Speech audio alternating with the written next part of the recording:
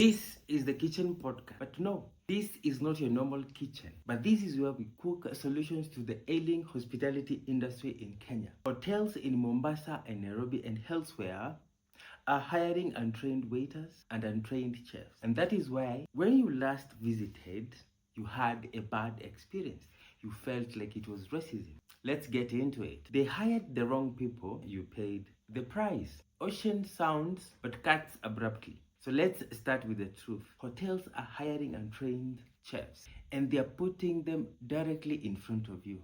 They don't have proper training, they don't get supervised, there's no standard. You walk in expecting premium services, but you get confusion. Orders are mixed up, food is delayed, and service feels low. This is not a one-off case. This is becoming the system. This is becoming the system. Problem is, no one is saying it aloud. And some of you might think that we are attacking our partners in the hospitality industry. But that is not the case. It has never been the case. We are in the hospitality industry. All of us, travel agency, are affected. We are getting reports of, you know what, Steve? The last hotel you booked for me was not good. The last restaurant that you recommended was not good. And that is bad feedback. And the problem is we never get to hear from that client again. And then we were sitting and wondering, so who gets to talk about this? Yes, we have tried internal solutions, but the question is bigger. But this problem is bigger than us. It is systemic. It might be affected by something bigger than us. So let's continue. So here is the part that most people miss. But these hotels know exactly. They know that the staff is not ready. They know the kitchen is struggling. They know service is inconsistent. But they still open the doors every morning. This is because they say, guests will come anyway.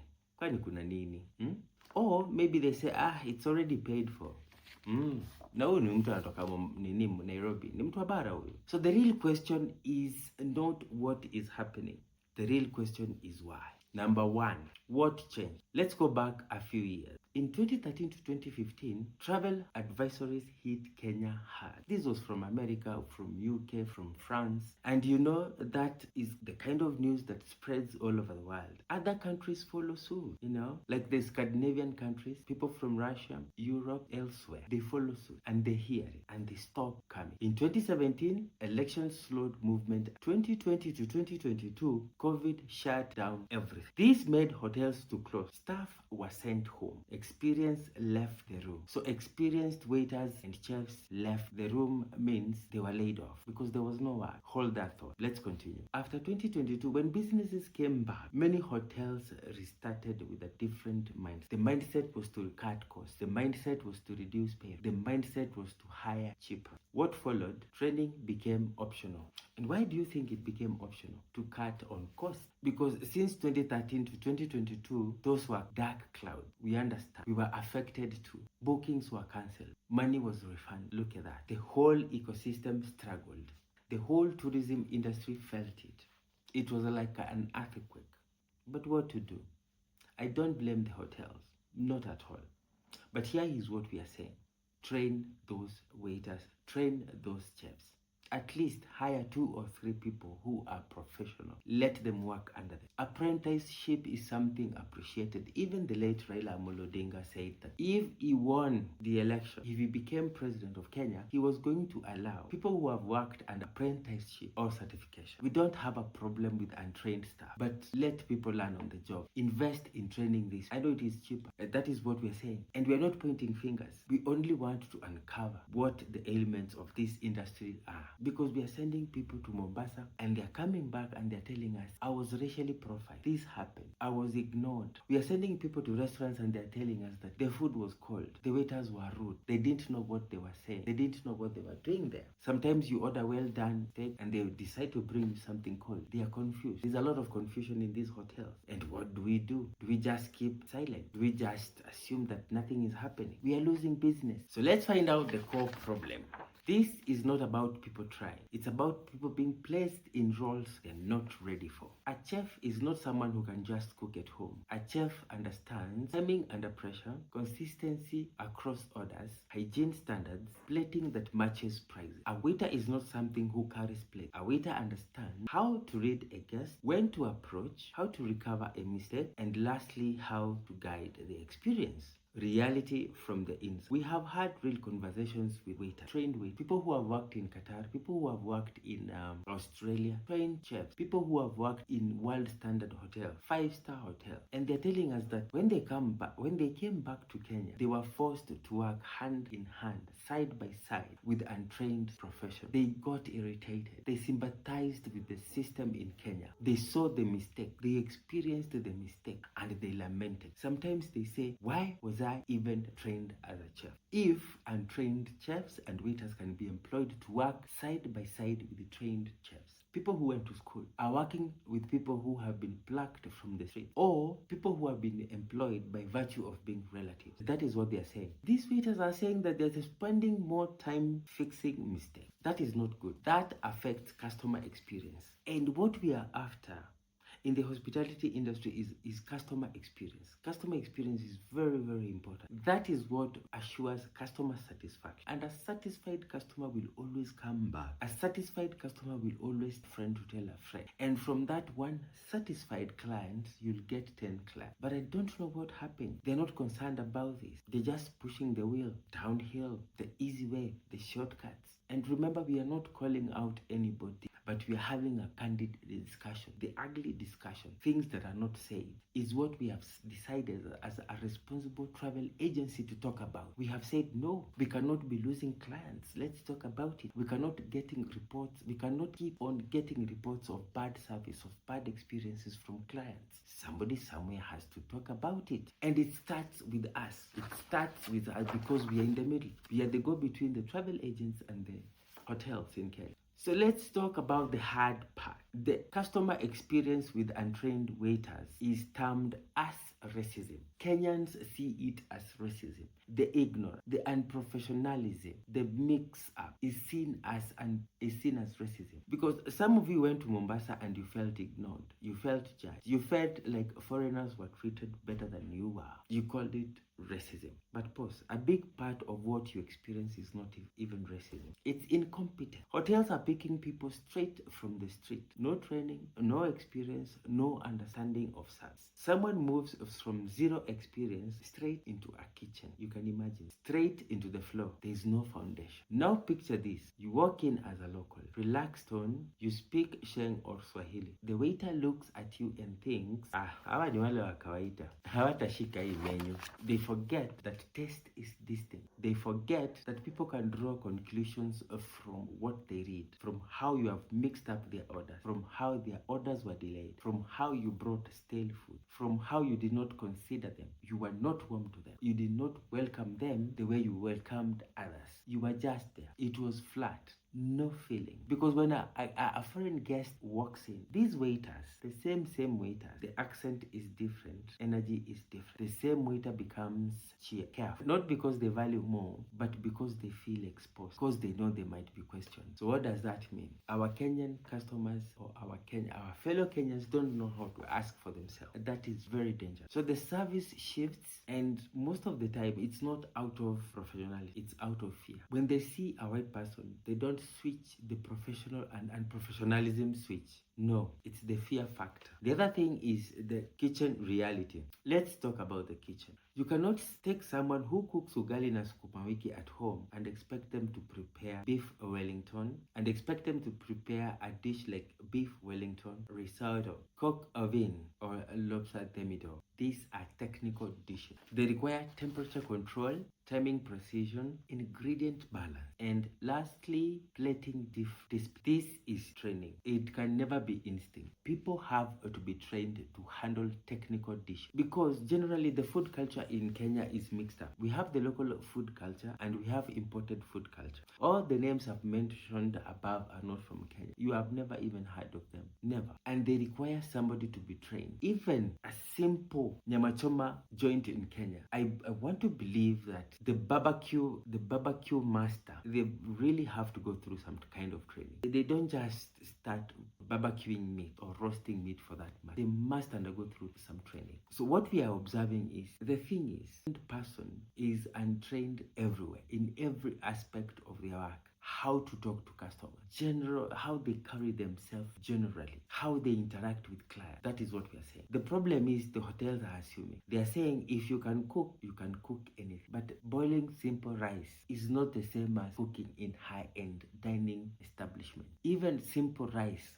they have a signature to it. And that is why people pay for it dearly. When people come to a place that has good ambience, they are coming for the whole deal. Not the lights alone, not the chairs alone, not beautiful plates alone, but even the human aspect of it. The waiters and the chefs, the professionalism, the human interaction. It has to be intentional. It has to be professional. It has to be something that they feel comfortable with. They have to talk to waiters and chefs. They have to be able to communicate. They have to be received well. So what happens if restaurant owners that if you can cook anything?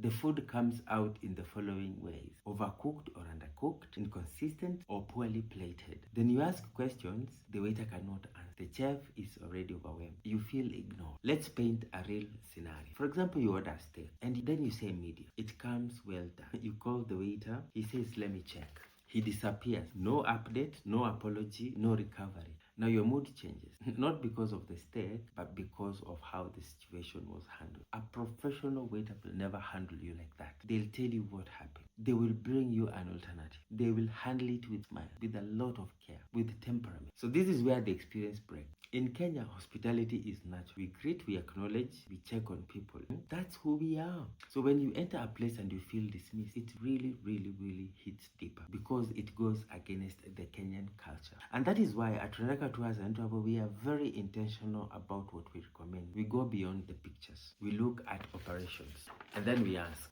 who is in the kitchen? Most of the time we wonder. Most of the time we are in suspense with a lot of anxiety. Are they going to get a good? Is everything going to be okay? Last time I had 3 clients go down to Mombasa and they get a very bad service. I changed them hotel. And I'm like, are they really going to get the right services? They were staying there for 5 days. You can imagine every day. We are not sleeping.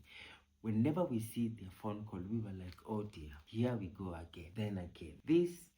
What are they reporting now? Is there anything wrong now? You are in constant worry as a travel agent because you don't know who they went and met in Mombasa. And that is what we are preaching against. We are not against anybody. We are saying, let us all improve on our standard, us included. When we are curating those vacations, we should be very careful when we are talking to our clients, how we handle them. Not tell them, hey, lipa, mbono mekaa sana, mbono unauliza maswali. We must make sure that we professionally handle them.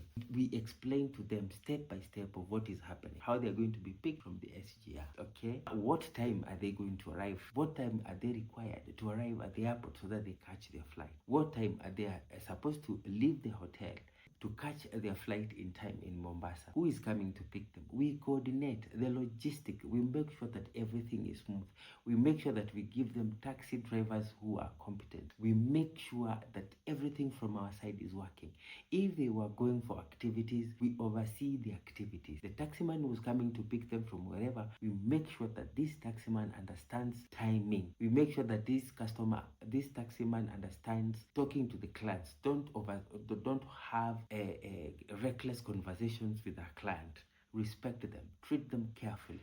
Make sure that you carry their bags. Make sure that you usher them into the hotels. Make sure that you come and carry their bags when they're checking out of the hotel. Take them to the taxi. After you do that, make sure your driving should be very smooth. No abrupt braking. No abrupt speeding. Smooth ride to the airport. No risking of the client's life. You should be smooth on the road. When you're changing lanes on the street, please make sure you're very careful, okay? Don't smoke while you are carrying our clients. Don't speak on the phone while you are carrying our clients because it is experience. The clients feel like you're risking their lives. The clients feel you're not careful about your work. They are drivers. They know how to drive. And if you're driving carelessly, no, they will tell us. And we make sure that this is what we give them because we also have a part to play. And I have not had clients tell me that your taximan was bad, your taximan was drunk, your taximan was overspeeding. We have not had that. We have not had any complaints from, oh, you did not send me my ticket on time. Oh, I was left by my flight because you did not inform me prior to the flight how long how early was I supposed to be at the airport and things like that. We advise them. We give them travel advice, okay? Now to continue, let's talk about the reality in the industry. Hotels are under pressure. We understand that COVID came, travel advisories, okay? We understand that the costs are high. We understand that the margins are, but cutting training is the most expensive shortcut. Do not stop training this. I know, but you can pick them from the street and still train them. And as I said earlier, you can decide to hire 3 or 4 waiters who are trained. Let them train the others. Let them learn on the job. Let them do apprenticeship. Let them not handle clients all the time. Let the supervisor tell them everything there and then on the ground. Don't let them wander in the restaurant not knowing what they're doing, serving clients carelessly, not answering questions, coming to work with moods and stuff like that. Because bad experiences spread very fast, and trust takes time to rebuild. Now, here is the final truth. And as I said earlier, we are not attacking anyone. We want to have this conversation because it is necessary. Because our guests deserve better. Because the staff deserve proper training. Train them properly. Whether they went to school or not, whether they went to a hospitality school or people are trained on the job. Take time to train them. At least thrice a year. Give them a workshop in-house. It's not expensive. Have those trained chefs and waiters train them. I know you are cutting costs, but this is something maybe you can take up and try. I know the pressure is there and stuff like that. But at least have some 10 minutes every day when you're having early morning meeting. Suggest something. Tell them that today we are going to have this. This is how we are serving class today. And I want to see everybody on their A game. Okay? Because your business needs long-term thinking, not short-term. So this is a special call to our clients that next time when you travel, pay attention to service. This is the real product. And for the industry, invest in people, not the plate, not the forks, not the spoon, not the house, not the bed sheet, not the ambience, not the light, not the swimming. But it needs, the whole establishment needs human touch to it. It needs the human interaction to run smoothly, to give clients a smooth experience. That is what we are saying. We are here talking on behalf of clients because we understand their pressure points. We understand their pains. We understand that they need to get a good service in the hospitality industry. We understand that they need to get value for their money. And because you liked this video and because you liked this, we want you to subscribe so that it can reach many people. We want you to share. We want you to comment. Give your feedback. Tell us what you think about it. Tell us what we can do to improve as the stakeholders in the hospitality industry, as the players in the hospitality industry. Talk to me. Tell me that, Steve, last time you gave me a bad driver, I need a good driver. Go talk to the hotel. Preach to them. Tell them that they need to train us. And with that, we will improve customer experience through end. And with that, I would like to say adios, amigo, and thank you for listening to me.